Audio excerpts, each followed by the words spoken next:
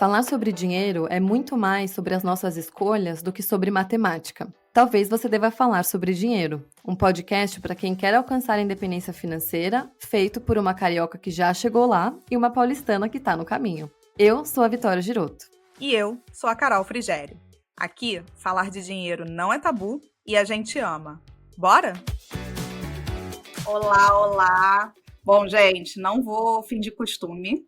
A gente está aqui hoje com nada mais, nada menos do que a Ana Buchain. A Ana é da vice-presidente na B3. Ela tem um podcast junto com a Manuela que se chama O Que Tem na Sua Carteira. Já falei dele aqui algumas vezes, talvez vocês já tenham ouvido ou não. Daqui a pouquinho eu já vou passar a palavra para ela se apresentar, porque ela tem um mega currículo aí para poder falar. E o ponto aqui hoje a gente quer falar sobre investir é coisa de mulher. Não é só falar de dinheiro, é falar sobre investimentos também.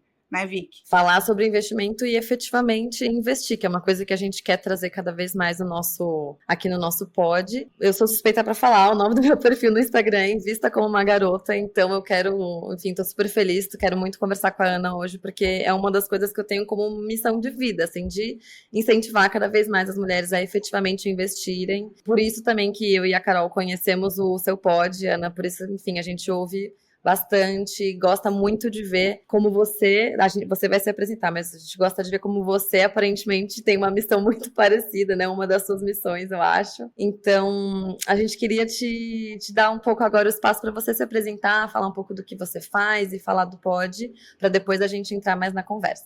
Combinado. Oi, Carol, oi, Vicky. É um prazer estar com vocês.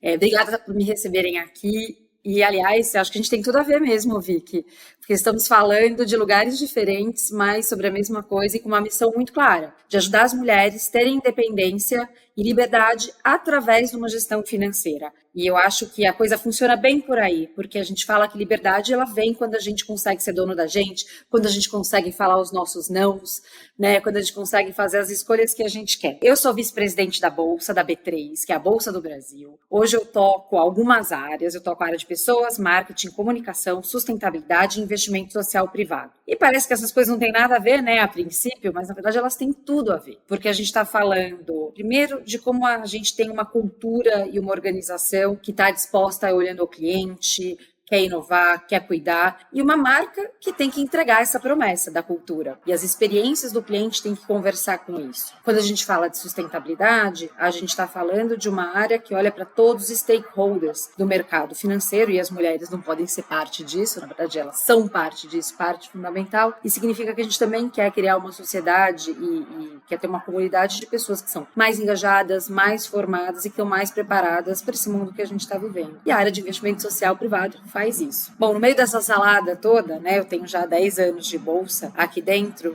Nesse ano, no ano passado, de 2023, eu com a Manuela Bordache, que é a fundadora do Still the Look, decidimos fazer um podcast para furar um pouco a bolha do mercado financeiro e também do mercado de moda, porque a gente cansou de falar o que tem nas nossas bolsas, né, meninas? A gente já passou dessa fase.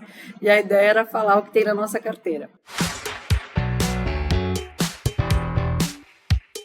E esse projeto ele começa com um projeto super singelo, a gente queria fazer acho que 8 episódios, queria muito falar disso, de como é que são os investimentos, o que a gente deveria olhar, falar de mulheres muito legais, mas a gente bateu numa coisa muito maior do que isso, que é a tal da questão da liberdade financeira, que é por onde eu comecei a minha fala. Porque a gente descobriu em cada uma dessas mulheres histórias muito poderosas, de liderança, de superação, de aprendizagem, até de um pouco de resgate da autoestima, de valorização, de entender quem se é. Hoje a gente acabou gravando, né, nessa primeira temporada, que a gente ia fazer uma temporada só, iam ter 8 episódios, a gente já teve mais de 20 mulheres falando conosco, e a gente começa logo mais a segunda temporada, e eu tô brincando que é que nem Grey's Anatomy, sabe?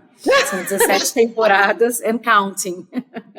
Não, porque esse assunto não termina. Aí eu ia ver que a gente tem aqui já umas pautas já pré-programadas, já vai até 2025, porque é muito gostoso falar sobre isso. Não precisa ser a coisa chata que as pessoas acham que é. Pelo contrário, quando você começa a falar de dinheiro, você está falando de vida. E é muito... Exato.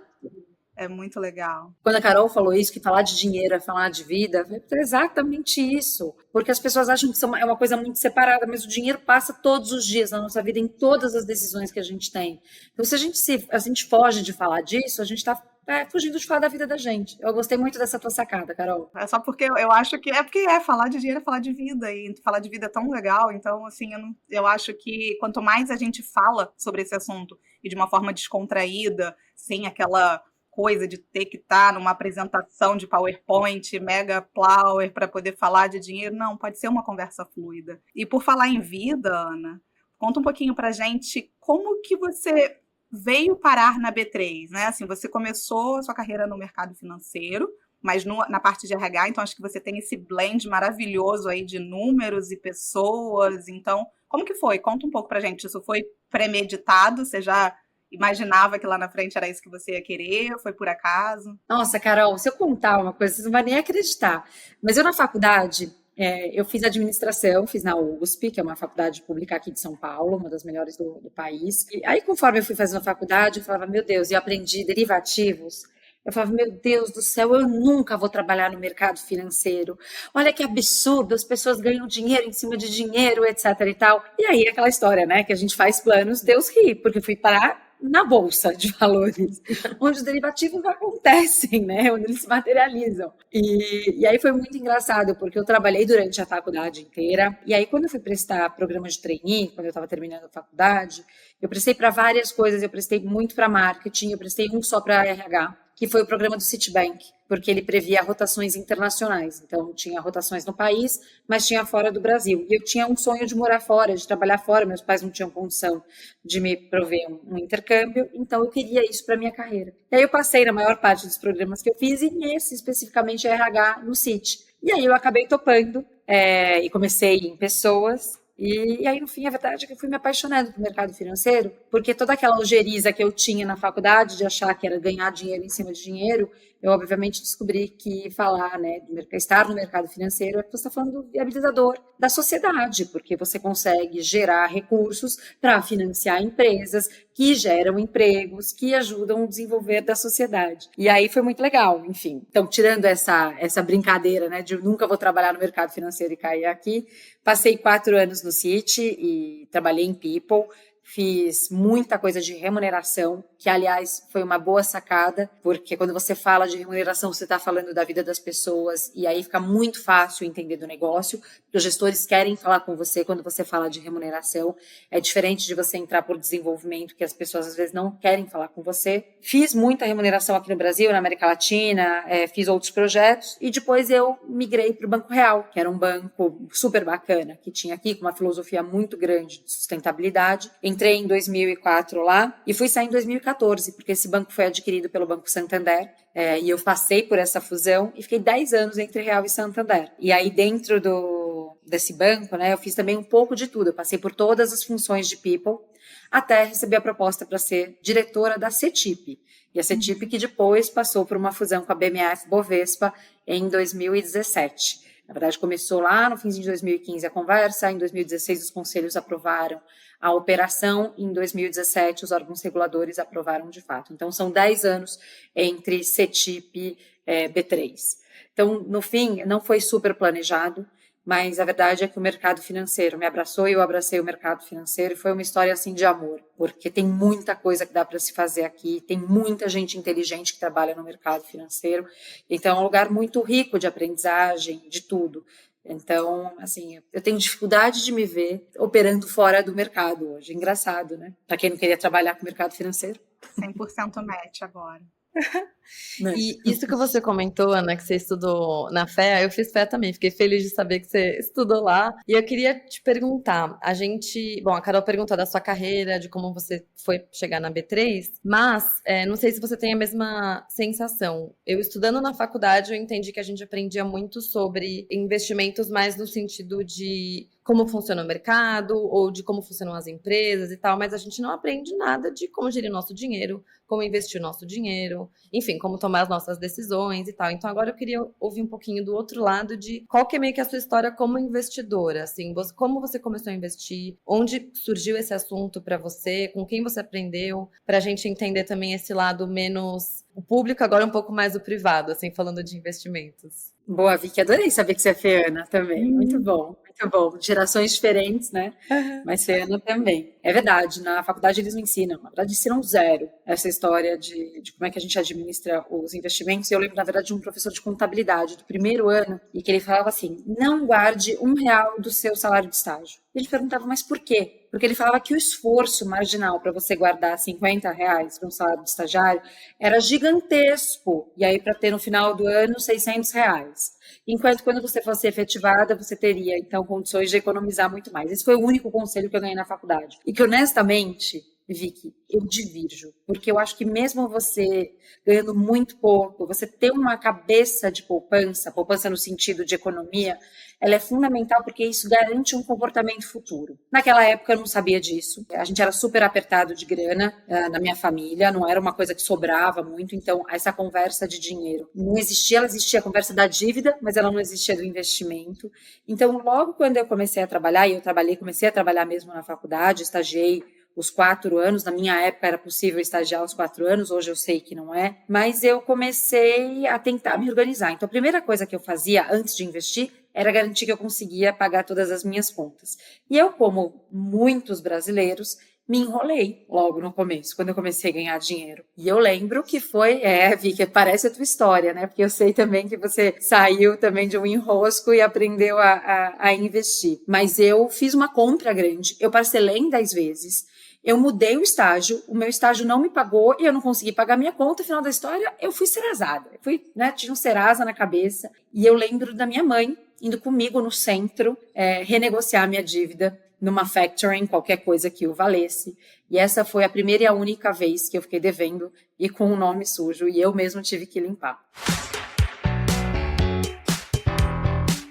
E a partir daí eu comecei a entender que eu nunca mais poderia morder mais daquilo que eu poderia mastigar. Então eu passei a ser muito disciplinada com o dinheiro. Uma vez que eu consegui me estabilizar, né? Então, assim, consegui administrar quanto eu gastava e quanto eu recebia, e mesmo sabendo que eu poderia ter altos e baixos e épocas que eu não teria o estágio, então parei de parcelar longamente, parei de fazer essas coisas que a gente faz quando é muito jovem, eu comecei a tentar fazer um pouco dessa cabeça poupadora, embora meu conselho do meu professor era não poupar. E aí eu comecei da forma mais conservadora possível, que não é a poupança, mas eu comecei a colocar em CDB, porque era o mais próximo que eu tinha de um investimento com o menor risco possível e que manteria o meu patrimônio. E eu passei muito tempo só com uma carteira em CDB. Muito engraçado. Eu tinha muito medo, mesmo trabalhando no mercado financeiro. E eu lembro que um dos bancos que eu trabalhei, quando a gente falava de gestão de segmento financeiro, eu lembro de uma das pessoas falando que era uma falácia, né, falar de segmento financeiro para quem não tem patrimônio ou gestão financeira,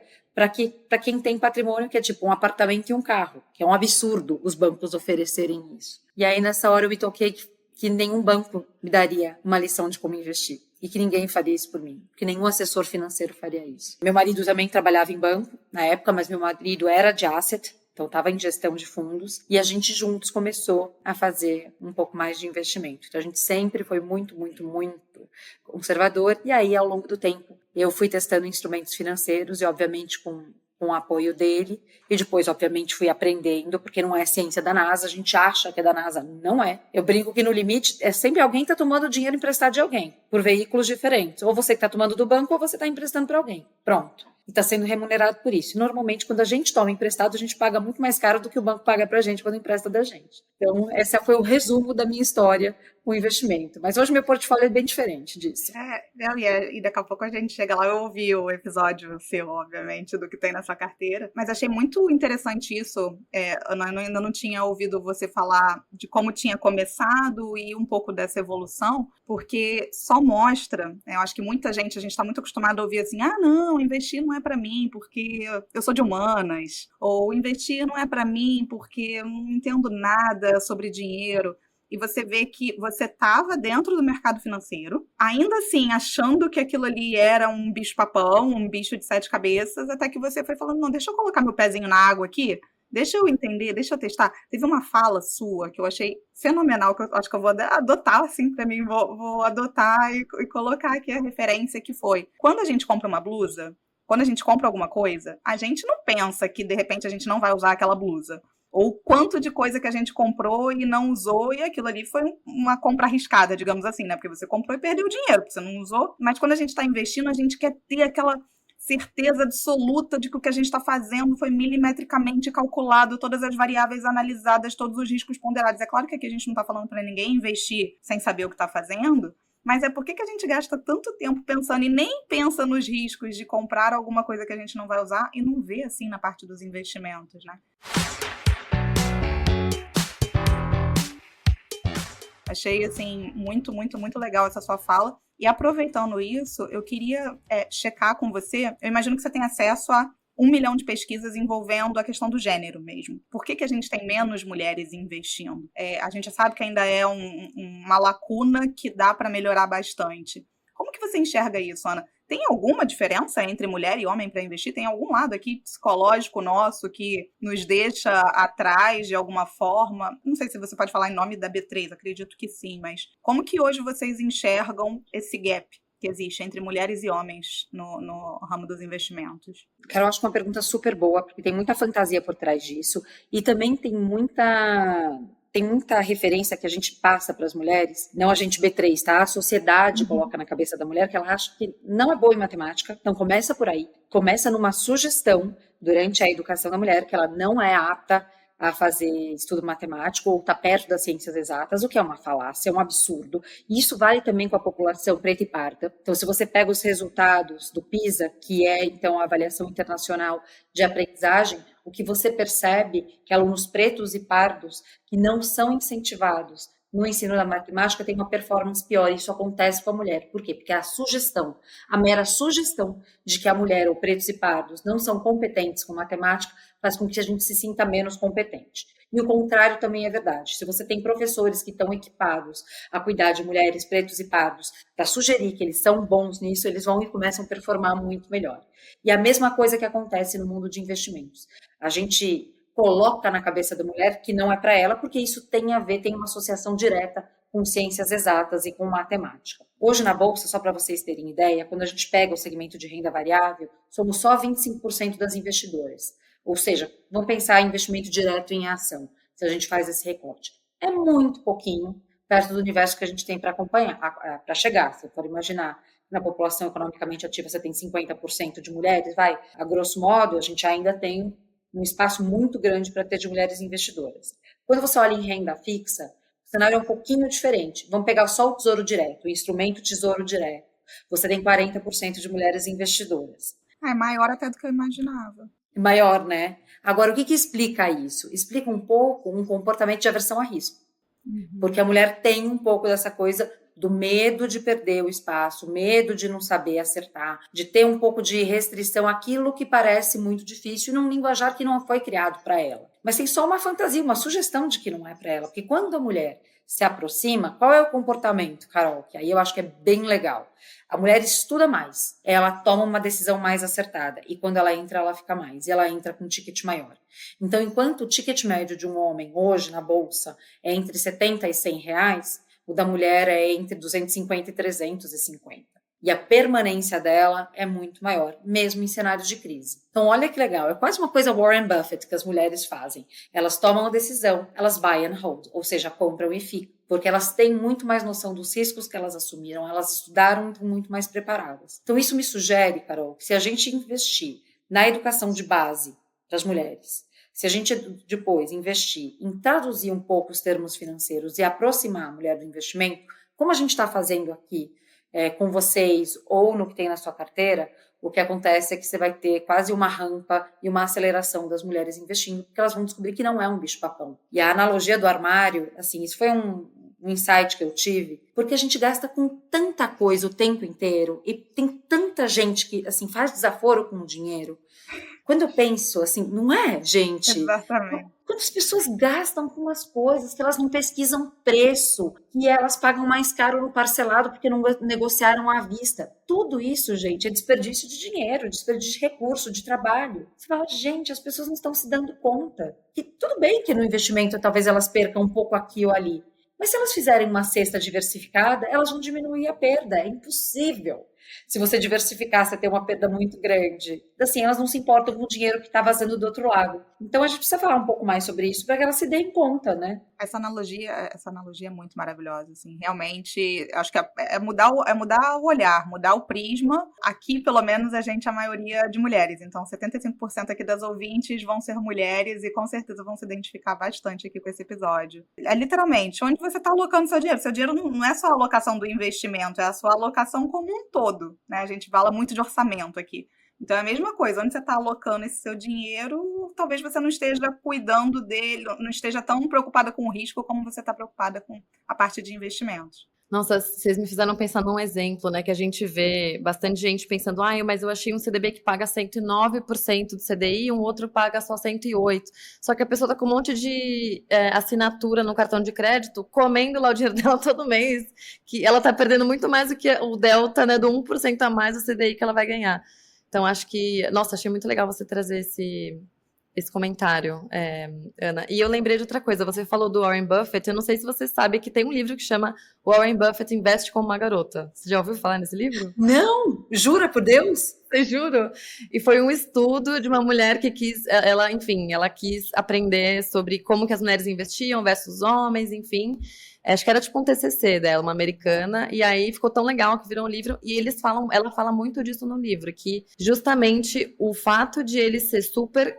Ele investe devagar, né? Então ele pensa 1 milhão de vezes antes de investir, ele pesquisa, enfim, faz o valuation, etc. E depois que ele decidiu, não é qualquer susto que vai fazer ele sair correndo. E é muito parecido com o que as mulheres fazem, acho que aí tem um lado bom e ruim, né? Da gente, às vezes, por ter menos representatividade, ver menos mulheres investindo, a gente acaba ficando com mais medo, mas esse medo faz a gente estudar e ir atrás antes de, né, para saber o que a gente está fazendo. E aí, quando você sabe o que você está fazendo, você fica menos assustado quando o mercado oscila, porque você já sabe que não é se ele vai oscilar, é quando ele vai oscilar. Faz parte, né? Então, você vai mais segura, vai mais confiante e tem, enfim, menos uma questão de comparação, de competição, né? Que é uma coisa que a gente vê, às vezes, mais nos homens, né? Não, e você sabe que eu acho muito incrível, assim, da questão da oscilação? Na verdade, quando você está falando de investimento, principalmente investimento de risco, assim, você vai ter que experimentar, você vai ter que testar as coisas. E tudo bem, quando você estuda e você sabe exatamente o que você falou, você já sabe que isso vai acontecer, então você já fica muito mais em paz, né? Por isso que eu também gosto da fala do começo da Carol, que assim, você não pode sair loucona, investindo e comprando qualquer coisa. Talvez você quebre um pouco a cara, e ninguém está sugerindo isso. Mas o experimentar, o estudar, colocar um pouquinho, vai te dando um pouco mais de traquejo. A gente tem um app aqui na B3 que chama HubB3. Não sei se vocês já baixaram esse app, mas ele é super legal. Não, vocês nunca ouviram falar dele? Não, já tinha ouvido falar. HU, tipo Hub 3, né? Como se fosse um HubB3. É juntar um hub de informações com B3. E o que tem nesse hub, que eu acho super legal? Ele tem uma plataforma que ele é como se fosse um LinkedIn que encontra a plataforma de educação da B3 e aí que vem um negócio mais legal, que é o simulador. Você consegue simular os seus investimentos ali dentro.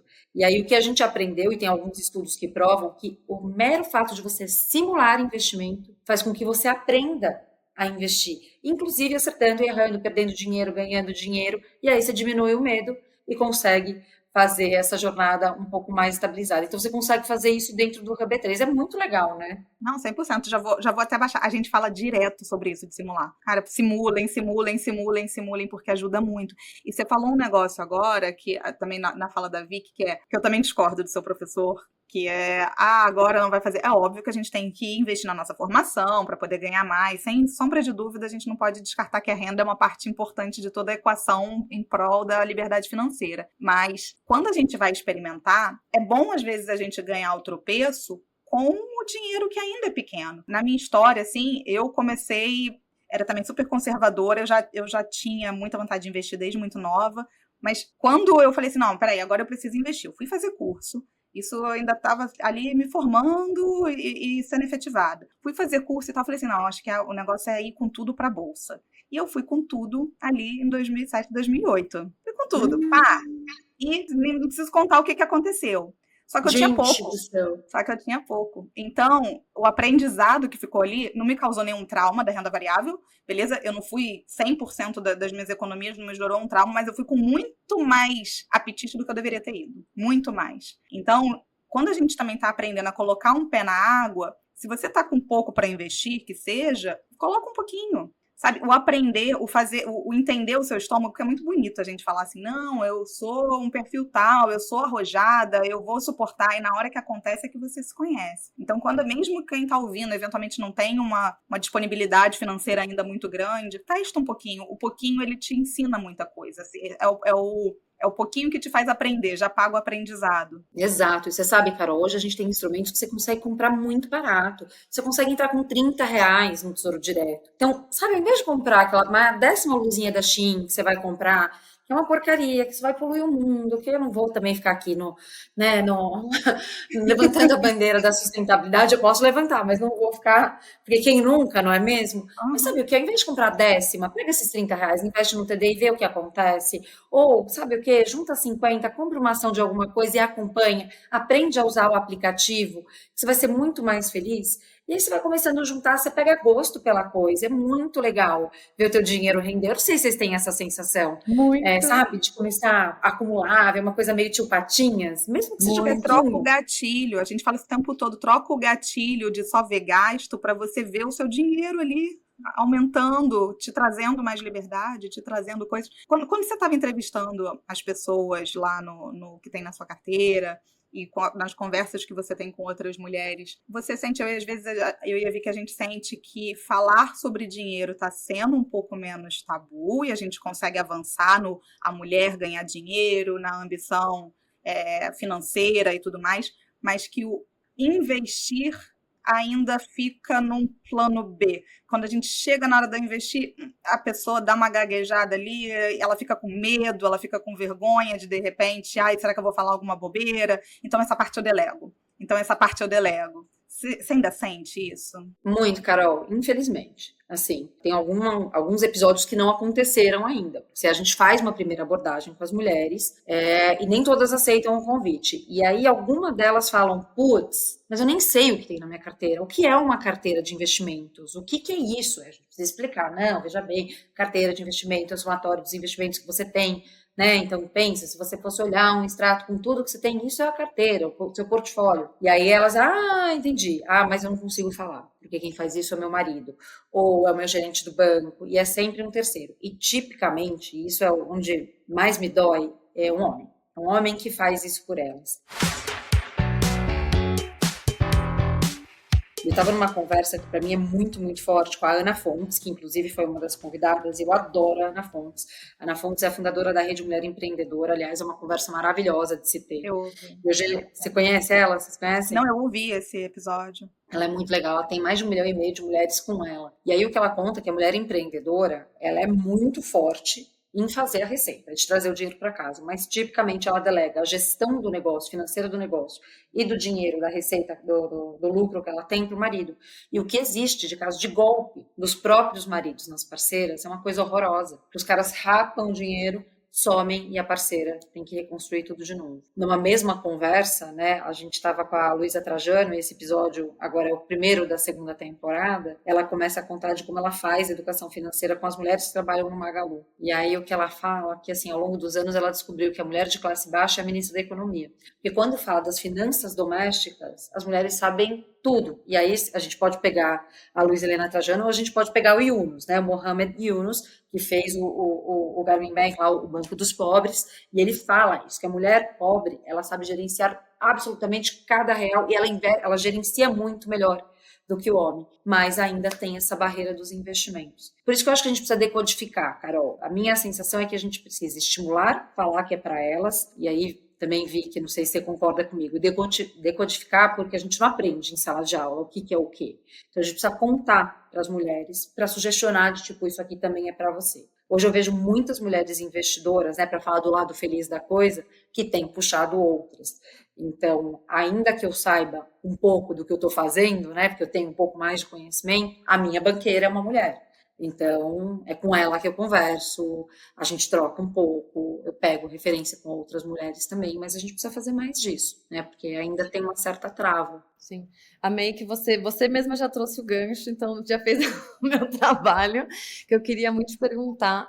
Bom, você falou, a gente ainda acha que não é, a gente, enfim, mulheres no geral, né, ainda tem um pouco essa representatividade, acho que isso tem um papel muito grande da gente, só de acreditar que é algo que, nossa, eu vejo a minha amiga, eu vejo a minha mãe, eu vejo a minha tia, eu vejo a minha professora fazendo, então eu consigo fazer também, acho que isso é muito, muito poderoso.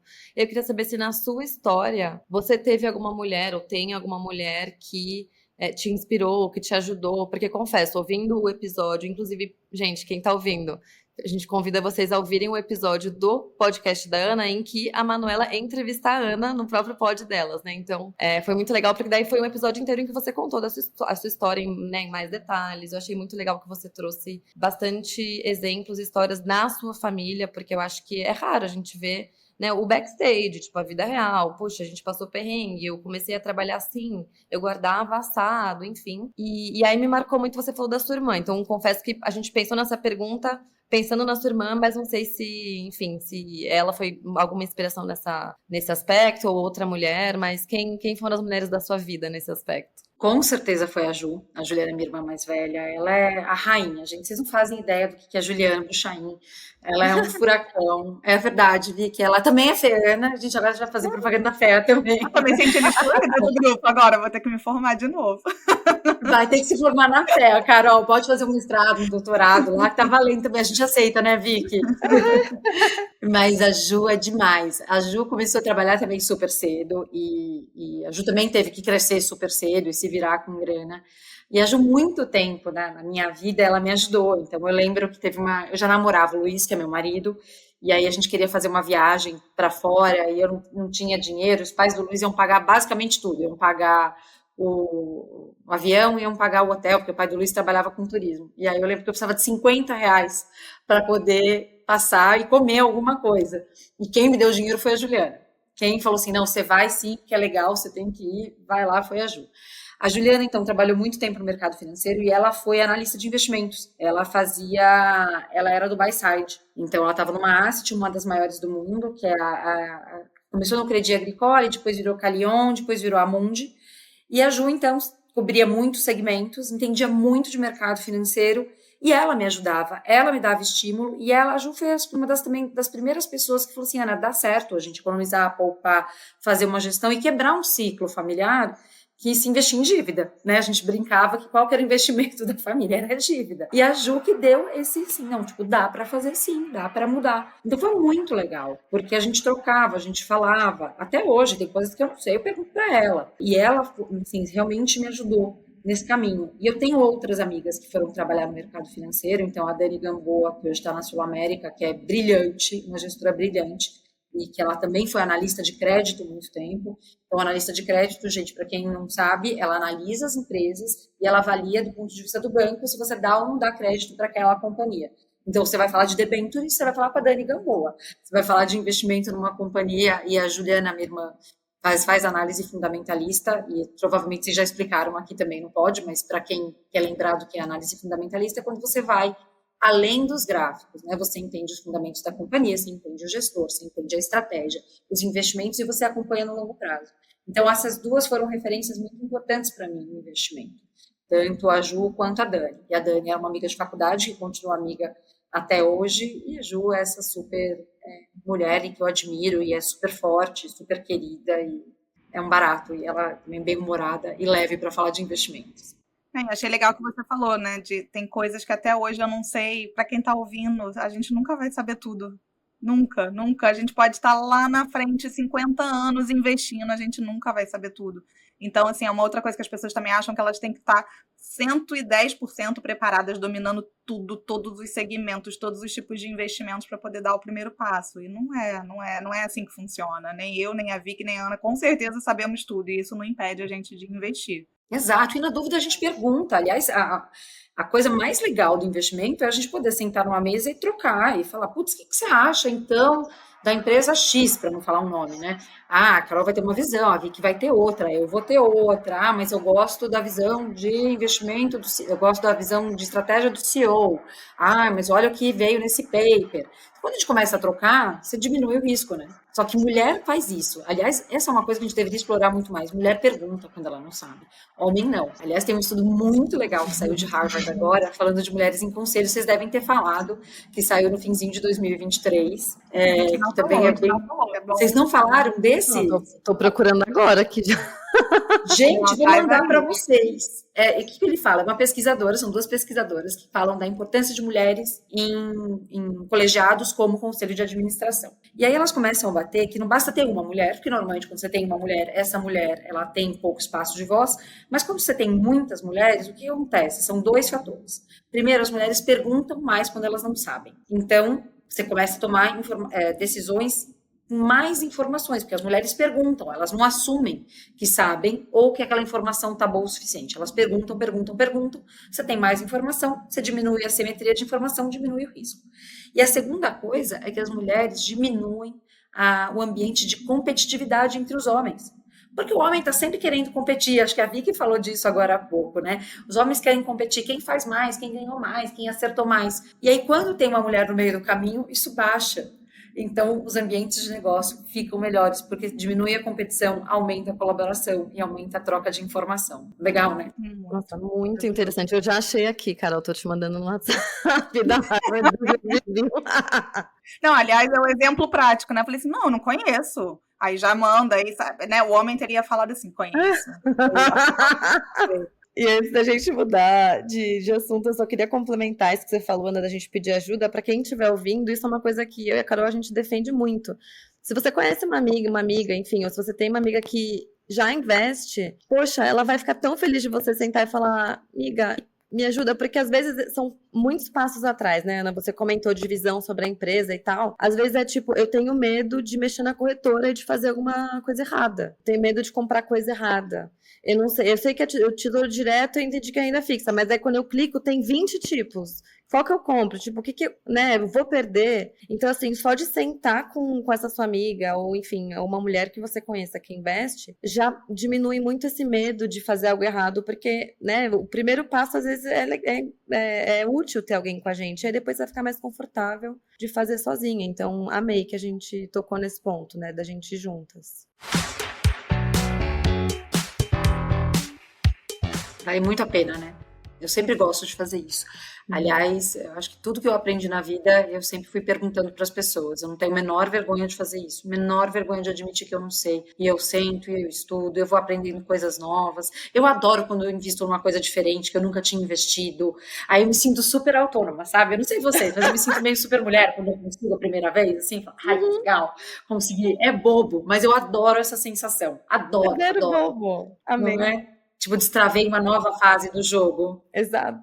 E hoje em dia, né, eu acho que isso é bom e ruim, por um lado, né? Porque, assim, eu falo assim, hoje em dia, a gente tem nas nossas mãos muita informação, assim, mas é muita informação mesmo. Basta você querer procurar. Só que eu sei que também isso paralisa, porque o excesso de informação também causa muito ruído. Mas eu acho que nesse processo onde a gente vai buscando, a gente vai refinando as nossas fontes também. Então, não é nem só refinar onde você quer investir, você também automaticamente vai refinar suas fontes, você vai refinar os amigos que você vai perguntar, você vai refinar os sites que você vai buscar, você vai refinar os podcasts, de repente, que você vai ouvir, e ali você vai nutrindo. A gente fala muito do ambiente, da importância do ambiente, da gente se cercar. Se você está se cercando sempre, 100% consumismo, 100% só falar sobre comprar, claro, todos nós compramos, mas você vai respirar muito desse universo. Por que não mesclar ele um pouco também com o outro lado que vai te propiciar todo o resto? Então, assim, esse ambiente, ele é muito importante.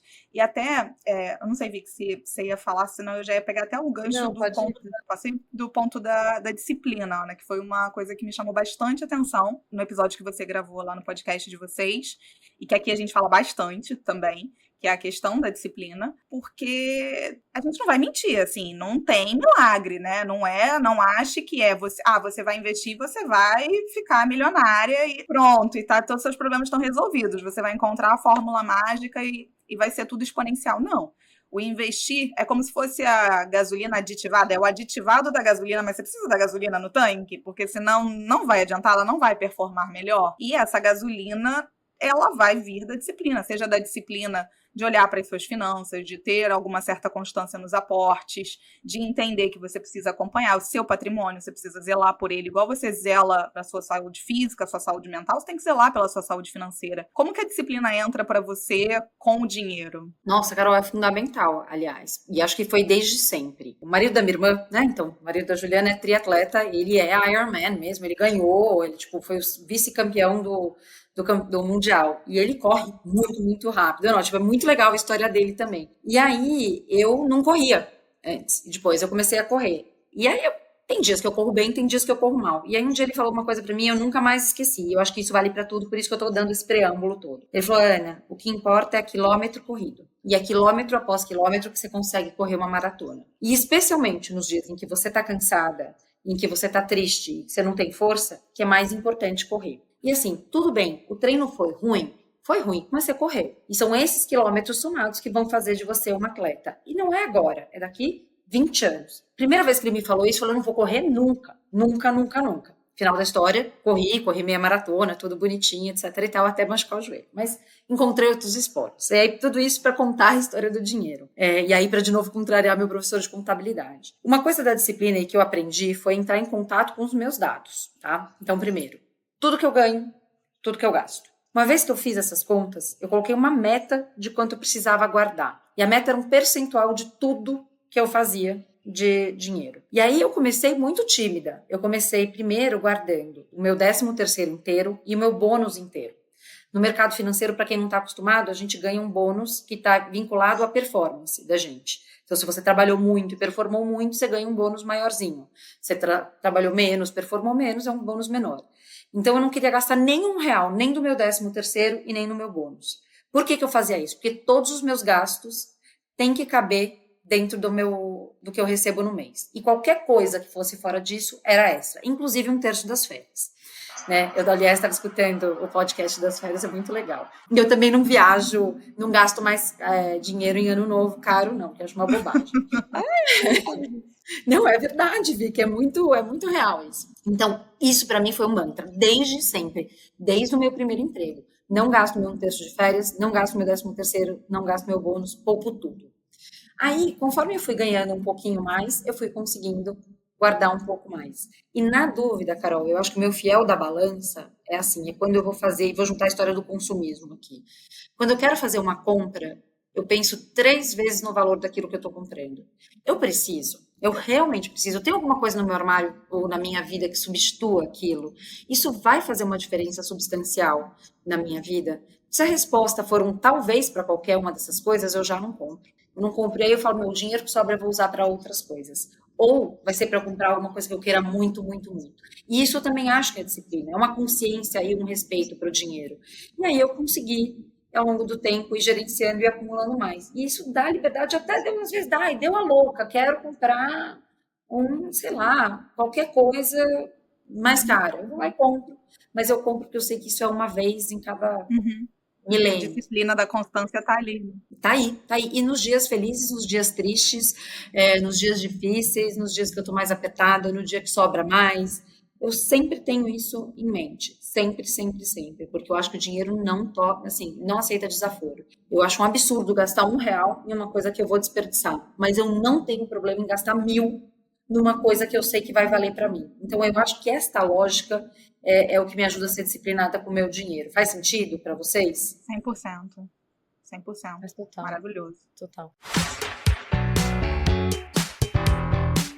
Agora eu vou mudar um pouquinho de assunto, nosso tempo tá acabando. Um assunto que a gente conversou lá no comecinho do nosso podcast, quando a gente começou a gravar, foi sobre maternidade. Porque acho que na vida financeira de uma mulher, isso, caso a mulher queira ter um filho, acho que isso é um capítulo importante, né? E aí eu queria ouvir de você. Você tem 2 meninos, né? A gente tá aprendendo o seu pod no seu episódio. E eu queria saber qual foi a relação entre maternidade e dinheiro para você. Tanto no sentido de você se planejou, ou não, e aí depois vocês deram um jeito, fizeram acontecer e deu tudo certo, ou não se planejaram, e até na sua, acho que pensando em mim, assim. Hoje eu não tenho filhos e eu acho que a primeira coisa que me vem na cabeça é o medo que isso pode, o medo não, desculpa, o meio que a ameaça que isso pode trazer para a minha capacidade de poupar ou na minha carreira, enfim. Então é um assunto que é um sonho, que é uma coisa linda, mas tem vários assuntos de dinheiro envolvidos, né, dentro desse sonho. Então queria ouvir um pouco de você como foi na sua vida. Nossa, Joia, ainda bem que você falou disso, Vicky, porque eu acho que muda muito e a gente precisa se preparar, sim, a gente precisa falar sobre isso. Então, antes mesmo de engravidar, meu marido e eu falamos bastante, nós demoramos bastante para ter o nosso primeiro filho. Então, casamos em 2005 e fomos ter o Thiago em 2010. Então, esperamos um tempo longo. Aproveitamos para viajar muito, eu também amo viajar, eu acho a coisa mais incrível do mundo. Então, viajei para todos os lugares que eu queria, para lugares distantes e caros, porque ainda tinha uma capacidade de juntar dinheiro para fazer isso. Mas no momento em que a gente decidiu ter, então, o nosso primeiro filho, a primeira coisa que a gente fez foi calcular quanto custaria. Então, quanto custaria ajuda, quanto custariam as fraldas, alimentação, educação, tudo, bem assim na ponta do lápis. A gente olhou, então, falou assim, cabe aqui, funciona, mas vai diminuir assim a nossa capacidade de poupar. Mas a gente entendeu que era uma coisa que a gente queria e a gente também tinha uma expectativa maior de, ao longo do tempo, crescer na carreira. Eu sempre fui uma pessoa que quis crescer na carreira, o Luiz tinha uma visão diferente de carreira, bem diferente da minha. Para ele, se ele estivesse lá trabalhando, fazendo as coisas dele, sem grandes crescimentos, para ele estava tudo bem. E eu demorei para entender que isso é ok também, que nem todo mundo vai querer ser presidente de empresa, o que também é válido, mas eu tinha essa expectativa de ter um crescimento nos nossos rendimentos, nas nossas receitas. Logo quando o Thiago nasceu, então, teve um impacto e a gente foi fazendo ajustes ao longo do tempo e a gente fez muita escolha, assim, de verdade. Então, tem coisas que a gente se onerou e assumiu em casa para fazer, a gente abriu a mão de fazer um monte de coisa que a gente gostava, então, de viajar, sim, porque a gente precisava colocar o dinheiro no Thiago, então a gente fez escolhas. E depois a gente teve o Felipe, a gente ainda tinha mais condições, mas eu, por exemplo, em algum momento, não tinha condição de colocar os dois na melhor escola de inglês do universo, que era a escola dos meus sonhos. Não é que eu não tinha condição, eu até tinha condição, mas eu achava que era tão caro e valeria tão menos do que talvez uma escola que fosse um terço do preço, que eu fiz essas escolhas ao longo do tempo. Então, eu acho que isso responde um pouco do pré e das escolhas durante. Mas eu queria voltar um pouco na história de como isso afeta também a mulher em relação à própria carreira dela. Porque eu acho que é importante que a gente fale disso. Porque existe um impacto significativo na carreira da mulher quando você tem filho, e aí está aí a Prêmio Nobel falando disso, né? Ela fez todo um estudo mostrando que o grande gap de carreira, né, da disparidade salarial entre as mulheres e homens se dá na maternidade. Porque as mulheres acabam perdendo essas oportunidades. Vocês chegaram a ler? Sim, a essa tese dela? Cuidado, sim. Eu só tinha ouvido falar, mas agora eu quero ler direitinho. Nossa, Vicky, é muito interessante, porque no Frigir dos Ovos, o que ela fala é que as mulheres vão ficando para trás, porque mesmo que você também tenha políticas de flexibilidade de trabalho, quem toma as políticas, quem aceita as políticas são as mulheres, não são os homens. E aí os homens são alocados em projetos, em ações que aceleram a carreira deles, enquanto as mulheres ficam a reboque.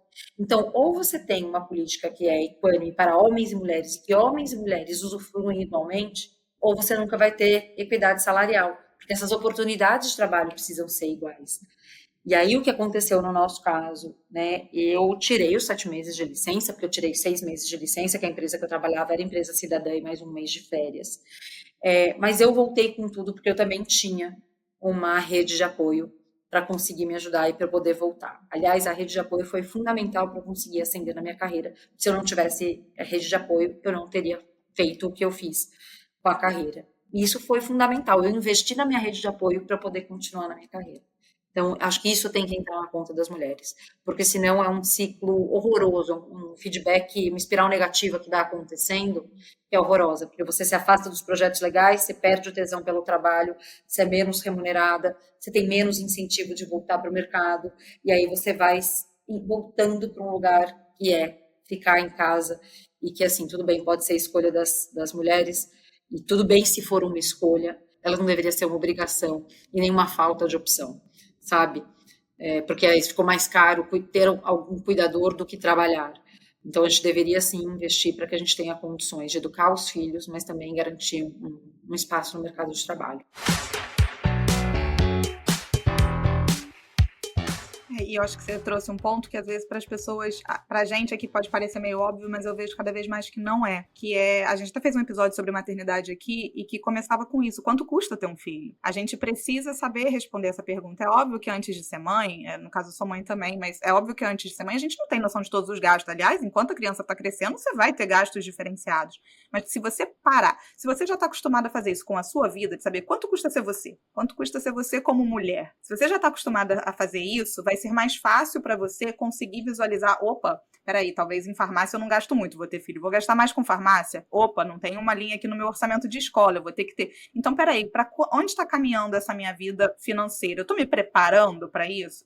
É óbvio que nem todas as crianças nascem de forma planejada, a gente sabe disso, mas... e que também a gente faz planejamento, Deus, temos todas essas frases, mas o mínimo de planejamento ele sempre vai ser bem-vindo para quando isso acontecer, a gente está preparada financeiramente. E aí, já puxando o gancho aí para a pergunta, a gente se encaminhando aqui para o final.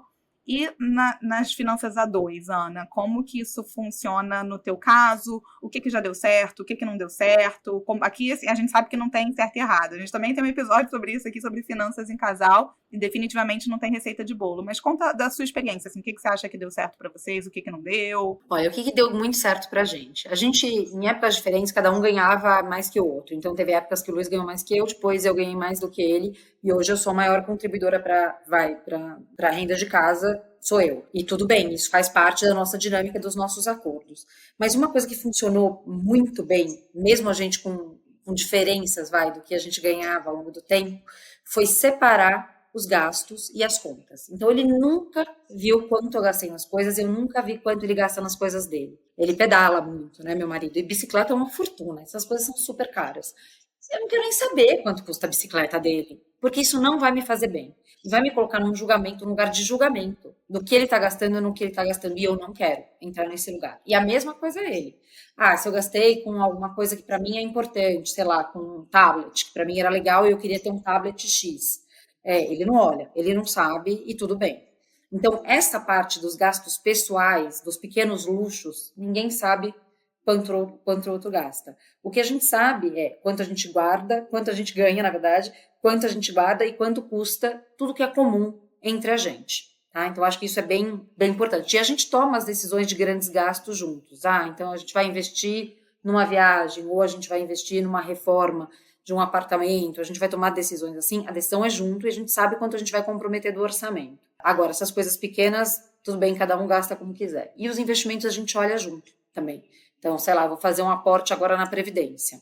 Então, a gente senta e olha junto. Onde está melhor? É melhor colocar aqui ou é melhor colocar ali? A gente deveria trocar alguma coisa dos nossos investimentos e funciona bem. Porque como ele foi gestor, também muito tempo, embora ele já não faça isso há, sei lá, quase 8 anos, é legal trocar com ele, porque ele também tem as visões dele. E não significa, de novo, que ele sabe tudo. Então, é uma conversa bacana. No começo, eu tinha um pouco de vergonha de fazer, eu confesso. Mas depois, ao longo do tempo... Gente, eu tô com o Luiz há quase 25 anos. Eu conheci ele na faculdade também. Tá vendo, Carol? A Fé de novo. Ali, a Bia que sabe. Eu vou até aqui pra São Paulo. Vai para São Paulo, conhecer a Fé. Eu conheci o Luiz na Fé. Comecei a namorar com ele em 99. Conheci ele em 97, comecei a namorar com ele em 99. Então, no começo, eu tinha um pouco de vergonha. Depois... Mas vergonha de quê, Ana? Você tinha vergonha de não saber conversar sobre esse tema? Eu tinha vergonha de não saber conversar sobre o tema. Eu tinha vergonha de quanto eu gastava e de quanto eu poupava. Eu achava que era muito pouco. E aí, depois, ao longo do tempo, foi me passando. E foi assim, tudo bem, foi o que deu pra eu fazer agora. Minha meta era X, eu consegui Y. E normalmente era bem idiota, porque eu sempre consegui guardar mais do que a minha meta. Eu não tenho grandes gastos, gente. A gente nunca teve, assim. Tipo, a gente não liga pra carro, por exemplo. A gente foi ter o segundo carro agora, há pouco tempo. A gente tinha um carro só a vida inteira. E era um carro de 2008. Assim, pra gente tanto faz, mas no começo eu tinha essa vergonha, sabe, Carol? De achar que eu precisava ter guardado mais, que precisava ter sido extra poupadora. Eu te perguntei porque eu acho legal ouvir isso, porque eu acho que às vezes a gente falando, a gente fica... Se a gente não falar, a gente vai continuar fazendo da mesma forma, mas se a gente falar, de repente a gente vai até melhorar aquilo que a gente faz pelo simples fato de estar dividindo e conversando, sabe?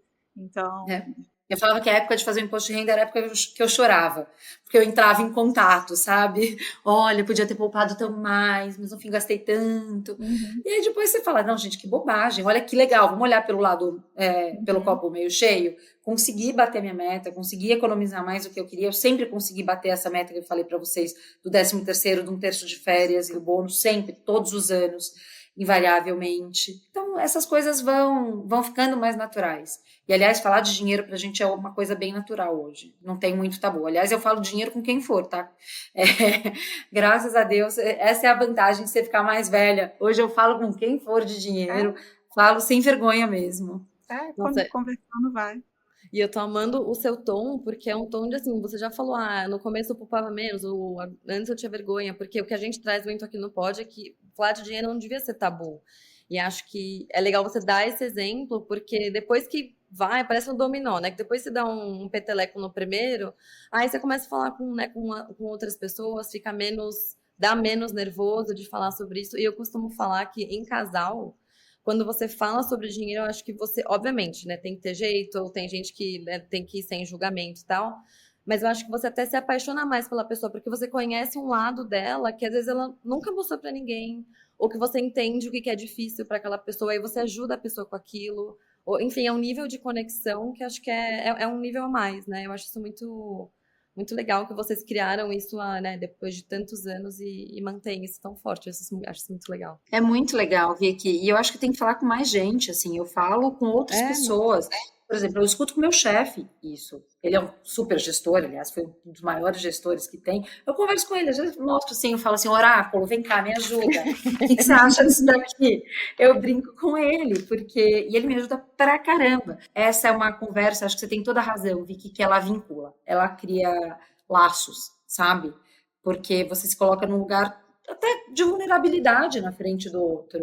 E ela vai criando um laço de confiança, um laço emocional, é bacana mesmo. A nossa última pergunta ia ser o que você acha que você faz bem, o que você acha que você ainda pode melhorar com o dinheiro, mas você já deu muitos exemplos durante a nossa conversa, e pra gente seguir certinho no horário, eu vou fechar por aqui. Eu queria muito que você compartilhasse com quem tá ouvindo como te achar e, enfim, seus arrobas e podcast pra poderem seguir depois. Bacana. Então, o meu Instagram é aberto, é @AnaBuchaim, com M de Maria, então BUCHAIM de Maria, é aberto, tem um monte de conteúdo por lá, tem as coisas da B3, eu sou uma entusiasta pela companhia, eu amo a companhia que eu trabalho, então vocês vão estar falando muito, muito, muito da B3, de vez em quando tem uma coisa de casa, da família, de esporte, que eu também gosto de contar. Tem o Quem Tem na Sua Carteira, que está, então, em todas as plataformas, está no nosso canal do YouTube, no canal do Still the Loop, na verdade, e tem no Spotify também. Aliás, escutem lá, entrem, comentem, falem se vocês gostam também. E também tem no Instagram, né, que é o nosso @Quem na Sua Carteira. E quem quiser me achar profissionalmente, pode me achar também no LinkedIn, Ana Buchaim, B3, é fácil de achar, só vou ter eu por lá, vai ter minha prima, mas minha prima é de tecnologia, que também é Ana Buchaim, mas é de tecnologia, então não tem muito erro. Pode me conectar por lá e vai ser ótimo encontrar vocês também e bater um papo. Ana, super obrigada por ter aceitado esse convite, assim, a gente ficou ultra mega honrada, assim, um nome de super peso aqui pro podcast. Eu tenho certeza que quem vai ouvir vai aprender muito com você. Obrigada mesmo pelo seu tempo. Ai, que bom, meninas. Espero ter ajudado, espero que assim, a gente consiga ajudar e levar mais mulheres para investir. Agradeço muito o trabalho que vocês estão fazendo, porque é muito lindo também, viu? Eu também virei fã de vocês. Parabéns pelo trabalho. Obrigada. Um beijo, gente. Tchau. Obrigada, um beijo.